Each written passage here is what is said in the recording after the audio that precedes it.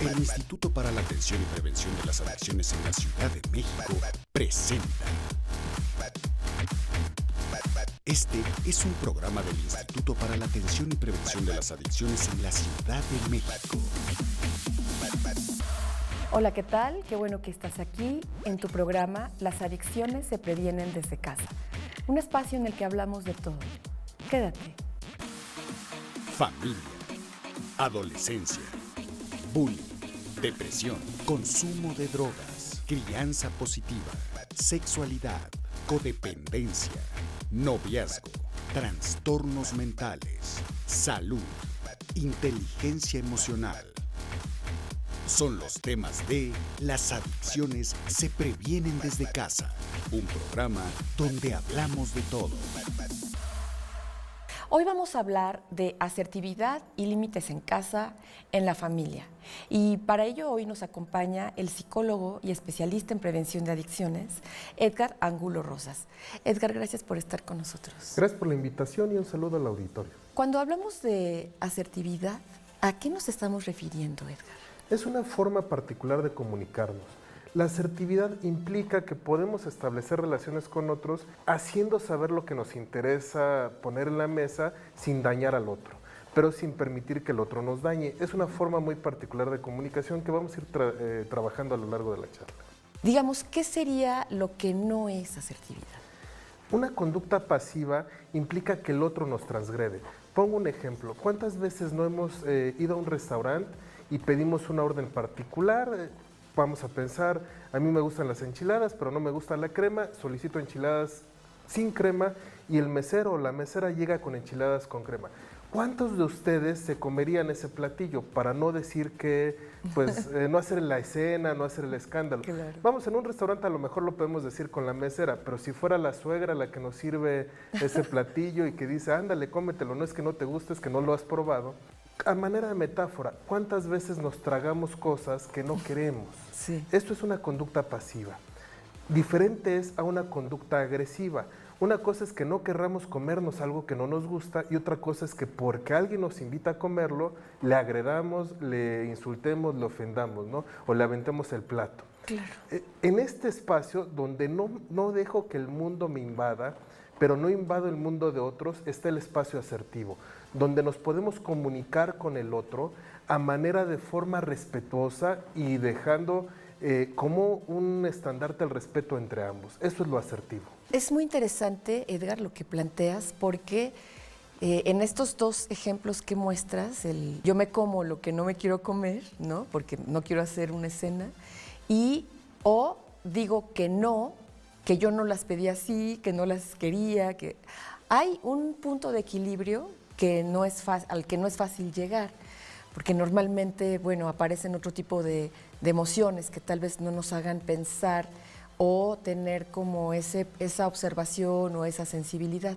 ¿Cómo podemos en casa ir sensibilizando para poder ir teniendo este equilibrio tan importante? Porque normalmente estamos en un polo o estamos en el otro. La asertividad es un espacio, no solo es un punto medio, es un espacio entre los dos extremos. Bien. De lo pasivo y lo agresivo, por un lado. Por otro lado, la asertividad requiere dos elementos muy importantes. Una gran capacidad de empatía, es decir, saber que hay conductas mías que le pueden herir al otro y que por tanto puedo evitarlas. Si yo soy empático con el otro, no lo ofendo, no lo agredo, no lo insulto, no lo lastimo. Pero también una autovaloración, una autoestima propia, es decir, que yo sé que puedo tomar decisiones por mí mismo sin que el otro me invada. Y es una habilidad que tenemos que desarrollar en los menores, dejándoles tomar decisiones, por ejemplo, dejándoles expresar emociones también y dejándoles saber que todos merecen respeto, independientemente de su credo, religión, condición económica. Desarrollar esa capacidad de empatía para poder desarrollar esta asertividad. Ahorita hablábamos de comida, pero va más allá de la comida. ¿Qué pasa cuando un joven enfrenta la presión social por beber, por fumar, por usar drogas? Y la presión grupal de los amigos por, anda, tú puedes, tú no pasa nada, y él en el fondo no quiere. Él en el fondo sabe que no le es sano, que está traicionando principios y valores familiares, o que simplemente no le gusta. Si no desarrollamos conducta asertiva, va a acabar cediendo. Pero por otro lado, también tenemos que evitar que nuestras creencias invadan a otros. Una cosa es que tú consumas alcohol y otra cosa es que quieras que los demás acompañen tu consumo. Son cosas distintas. Pues eso, este punto es fundamental como para tener no solamente una convivencia, llamémosle saludable, armónica, sino lo que acabas de mencionar, Edgar, esta toma de decisiones, porque es justamente una de las situaciones, tal vez de las más fuertes, cuando los amigos insisten a un joven en que para formar parte de ese grupo tenga que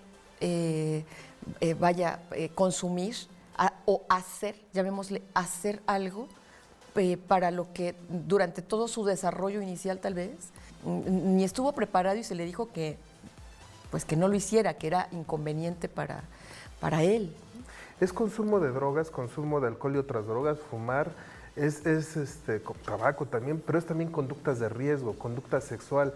Es decir, que empoderemos a los jóvenes, a las mujeres y a los hombres, a los y las niñas, en que ellos pueden ser responsables de su conducta y que nadie les puede obligar a hacer algo que no están de acuerdo ellos en principio, pero que tampoco ellos pueden obligar a otros. Eso es la conducta asertiva, es decir, que yo tome mis propias decisiones sin lesionarme y sin lesionar a otros. Esto que acabas de decir, Edgar, de empoderar, me gustaría muchísimo que abundáramos ahí, porque tal vez es ese elemento lo que puede dar como esta fuerza, esta seguridad a un joven, a un menor, para que justamente pueda llegar a una conducta asertiva, ¿no?, a través de esta toma de decisiones. En prevención de adicciones tenemos una frase, que entre prevenir y provocar hay un pequeño paso, y hay que ser muy cuidadoso en esto de empoderar. Explico un poco. ¿Qué pasa con los padres que quieren enseñar a sus hijos a tomar? ¿No? A lo mejor lo que están haciendo, si los exponen a alcohol a temprana edad, lo están arriesgando a que se vuelva un consumo abusivo y problemático y que termine en una dependencia.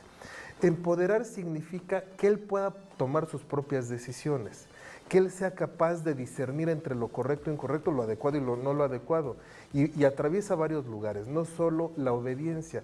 A veces queremos hacer hijos obedientes y estamos profundamente equivocados, porque una cosa es la disciplina y otra cosa es la obediencia. Un hijo obediente obedece a todos. Obedece al amigo que le dice consume, obedece o a la amiga que le dice consume, obedece al medio, al grupo social. Los y las hijas obedientes no necesariamente están más protegidos, porque son presa de conducta pasiva, no de conducta asertiva.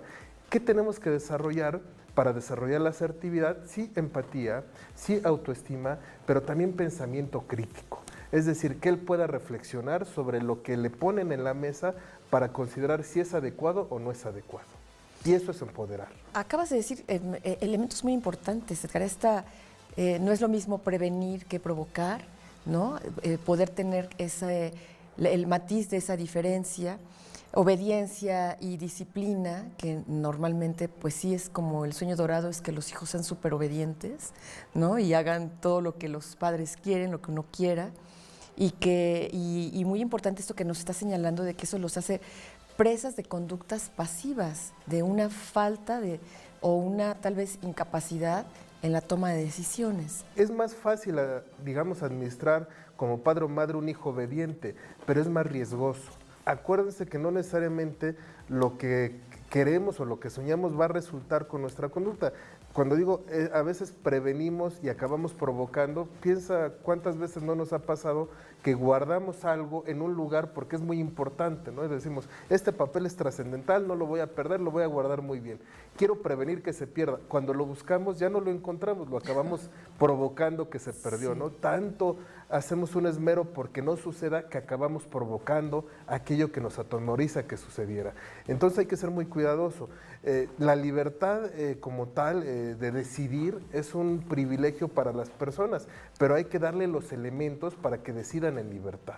Esta parte de decidir, creo que es una de las que engloba, obviamente, todas estas habilidades que se van a ir aprendiendo, que se van a ir enseñando, son un tejido, no se puede ver de manera aislada, pero a final de cuentas es una decisión, es la toma de una decisión, lo que puede definir, vaya, el futuro, no solamente en materia de salud, sino en desarrollo integral de alguien. El doctor Rafael Velasco hablaba de un modelo de anticipación sobre la conducta y decía, ¿qué pasa para que una persona decida consumir o no consumir? Antes de la decisión del consumo hay una historia familiar, hay antecedentes sociales. No es lo mismo decidir consumir en una sociedad que acepta el consumo o en una sociedad que lo rechaza. No es lo mismo decidirlo en una familia que no le importa o en una familia que le preocupa.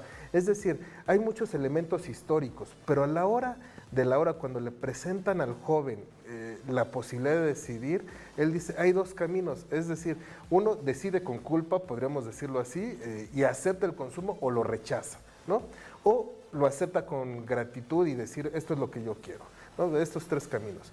Y una vez ya en el consumo, pensando en una sustancia o en cualquier decisión de la vida, hay consecuencias, nos fue bien o nos fue mal con esa decisión.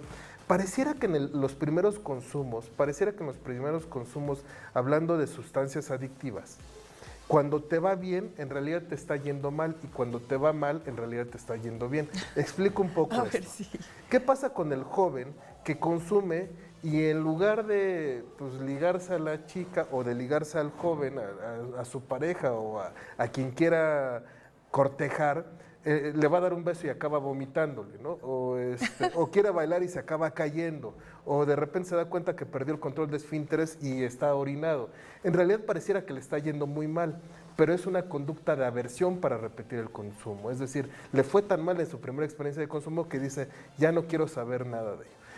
En más riesgo están los que pareciera que les fue bien, es decir, yo consumí, manejé, no choqué, me ligué a la chica, me ligué al chico, hice y deshice, fui el alma de la fiesta. Pareciera que me fue muy bien en esa etapa de consumo. En realidad ese joven está en más riesgo porque piensa que esa experiencia es sin riesgo, porque piensa que le fue bien y que es satisfactorio. Decía mi padre a propósito de esto, la suerte del primer jugador de juegos de azar es perder, donde gane está en riesgo, ¿no? Es decir, a veces ganar es perder en este tema de consumo.